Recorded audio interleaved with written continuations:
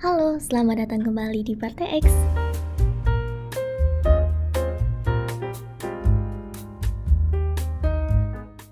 Kisah Sri Mulyani dituduh terlibat dalam pemakzulan Gus Dur. Setelah tumbangnya rezim Orde Baru yang dipimpin Soeharto selama lebih dari 3 dekade, Indonesia masuk ke era baru, yaitu era reformasi. Suasananya waktu itu campur aduk. Di satu sisi ada euforia kebebasan, orang bisa lebih bebas berpendapat, pers gak lagi dibungkam. Tapi juga sekarang dibungkam-bungkam aja. Buktinya TikTok kemarin sampai gak bisa live pas demo. Intinya, di sisi lain, keadaan waktu itu juga penuh ketidakpastian. Pemerintah goyah, institusi demokrasi masih belajar berdiri, dan perebutan kekuasaan terjadi di mana-mana. Di tengah situasi kayak gitu, muncullah Abdurrahman Wahid atau yang lebih dikenal dengan Gus Dur. Latar belakangnya adalah seorang intelektual Islam, pemimpin besar Nahdlatul Ulama, dan dikenal dengan pandangan yang pluralis. Gus Dur punya visi tentang masyarakat yang adil dan menghormati perbedaan. Karena itu, banyak yang kemudian menyebutnya sebagai Bapak Pluralisme. Tapi, terpilihnya Gus Dur jadi presiden sebenarnya bukan hal yang diprediksi banyak orang. Kemenangan itu datang dari manuver sebuah koalisi rapuh bernama Poros Tengah yang berhasil menyingkirkan kandidat kuat saat itu, Megawati Soekarno Putri. Jadi bisa dibilang Gus Dur naik ke kursi presiden bukan lewat jalan mulus, tapi lewat kompromi yang rapuh. Awalnya, banyak orang yang menaruh harapan besar. Tapi, gaya kepemimpinan Gus Dur yang nyentrik, spontan, dan sulit ditebak sering bikin para pejabat gerah. Hubungan dengan lawan-lawannya juga makin lama makin panas. Puncaknya, muncul 2 kasus besar, yaitu Bulogate dan Brunei-Gate. Dari luar, kedua kasus ini terlihat seperti skandal korupsi. Tapi, kalau ditelusuri lebih dalam, kasus-kasus ini sebenarnya lebih ke alat perebutan kekuasaan. Lawan-lawan Gus Dur memanfaatkan skandal ini sebagai senjata, alasan untuk menyerangnya, bahkan upaya menjatuhkannya dari kursi presiden.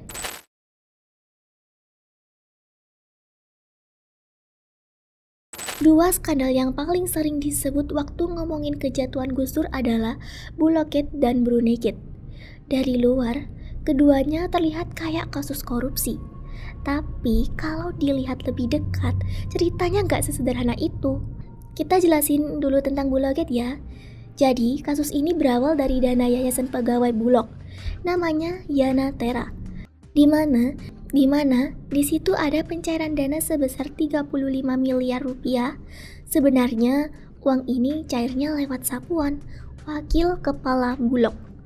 Uangnya kemudian diterima sama Suwondo, tukang pijet pribadi Gus Dur, yang entah gimana bisa ikut masuk ke lingkaran istana. Lalu, gimana dengan Gus Dur? Oposisi bilangnya dia terlibat, tapi buktinya gak ada.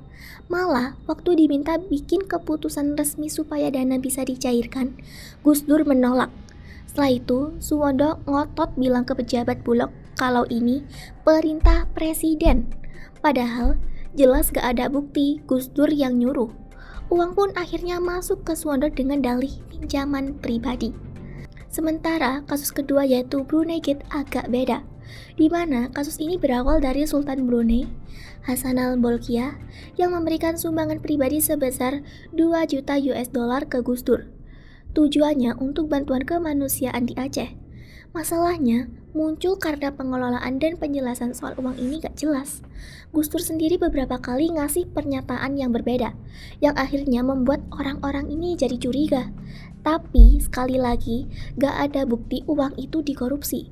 Jaksa Agung sudah bilang kalau itu hibah pribadi, bukan uang negara.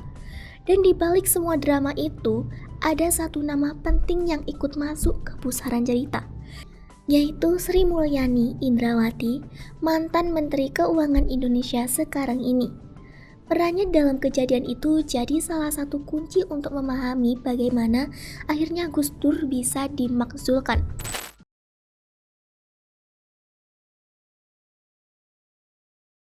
Sri Mulyani Indrawati di masa pemerintahan Gus Dur, tepatnya tahun 1999 sampai 2001, merupakan satu sosok ekonom yang namanya udah sangat disegani. Saat itu, Bu Sri menjabat sebagai Kepala Lembaga Penyelidikan Ekonomi dan Masyarakat Fakultas Ekonomi UI, atau lebih dikenal dengan LPM FEUI. Lembaga ini adalah salah satu think tank ekonomi paling berpengaruh di Indonesia. Karir Sri Mulyani makin menanjak ketika ia ditarik masuk ke lingkaran dalam pemerintahan sebagai penasihat di Dewan Ekonomi Nasional atau DEN.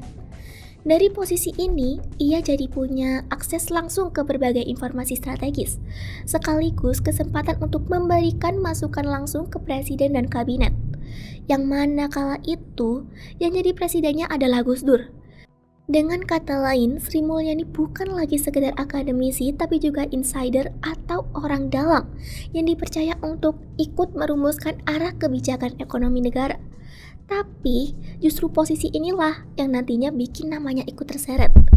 Kedekatannya dengan lingkaran kekuasaan membuat sebagian pihak menduga bahwa Sri Mulyani berperan dalam pengkhianatan dari dalam.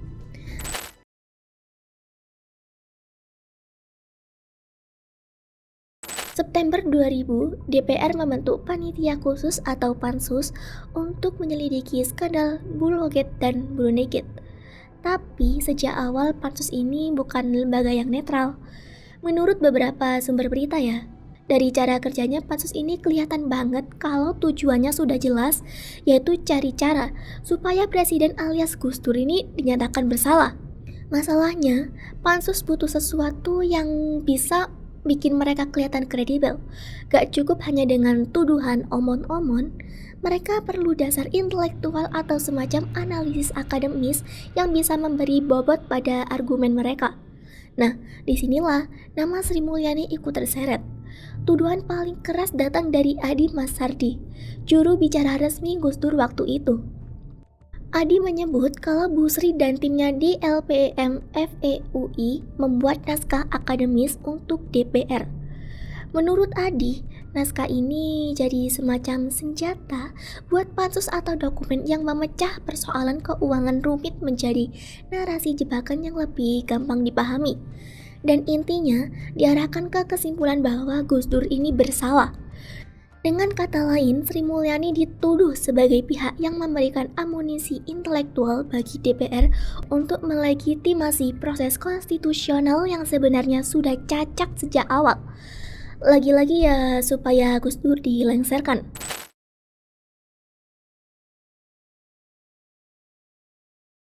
Pada waktu itu, ternyata Sri Mulyani juga dekat dengan Arifin Panigoro. Sri Mulyani dikenal sebagai peserta rutin dalam diskusi-diskusi intelektual yang sering digelar di rumah Arifin. Dari situ, ia otomatis berada dalam lingkaran yang sangat dekat dengan pusat pergerakan pemerintahan saat itu. Jadi, Arifin Panigoro ini adalah seorang pengusaha minyak kaya raya sekaligus politisi PDIP. Banyak yang menyebut Arifin sebagai arsitek utama gerakan pemakzulan Gus Dur. Perannya sangat sentral karena ia mendirikan dan menggerakkan forum lintas fraksi, sebuah wadah koordinasi informal semacam dapur rahasia, tempat partai-partai di DPR berkumpul, merancang strategi, dan mengatur langkah-langkah detail untuk menjatuhkan presiden. Kedekatan Sri Mulyani dengan Arifin inilah yang kemudian membuat tuduhan Adi Marsardi terasa masuk akal bagi sebagian orang. Jika benar ada naskah akademis dari LPM FEUI yang dipakai DPR untuk menyerang Gus Dur.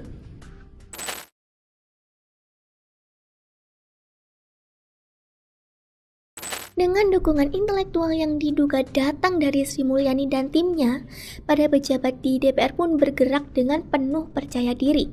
Di panggung depan, ada Amin Rais sebagai Ketua MPR dan Akbar Tanjung sebagai Ketua DPR, yang memastikan setiap langkah prosedural berjalan rapi, mulai dari pembentukan pansus hingga keluarnya memorandum 1 dan 2. Di balik layar, Arifin Panigoro memastikan koalisi lintas fraksi tetap solid.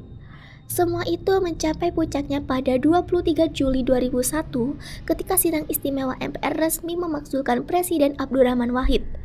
Di titik inilah, narasi jadi lebih dari sekedar cerita tentang kalah menang dalam perebutan kekuasaan. Ada unsur penghinaan yang dirasakan. Gus Dur, seorang presiden yang dikenal sangat dekat dengan para intelektual dan teknokrat, justru diduga dijatuhkan dengan peluru yang datang dari kalangan itu sendiri. Tuduhan bahwa Sri Mulyani ikut menyediakan amunisi intelektual bagi lawan-lawan Gus Dur membuat luka itu semakin dalam. Bagi banyak orang, itu bukan sekedar oposisi, tapi pengkhianatan dari dalam. Bertahun-tahun kemudian, sejarah memberi semacam pemulihan nama baik. MPR mencabut TAP MPR yang dulu jadi dasar pemakzulan Gus Dur, sebuah pengakuan tidak langsung bahwa proses 2001 memang cacat sejak awal. Tapi, peristiwa ini tetap meninggalkan pelajaran pahit di mana demokrasi bisa dengan mudah dimanipulasi dan kepercayaan yang diberikan pada seorang ahli bisa berbalik menjadi senjata yang menghancurkan. Sekali lagi, kisah ini disampaikan berdasarkan berbagai sumber artikel ya. Kalau misal kalian punya opini sendiri atau bahkan riset-riset mendalam tentang kasus ini, bisa banget dikirimkan ke email admin@partaix.id. Itu tadi video dari kami, jangan lupa like, komen, dan subscribe. Kami Partai X pamit.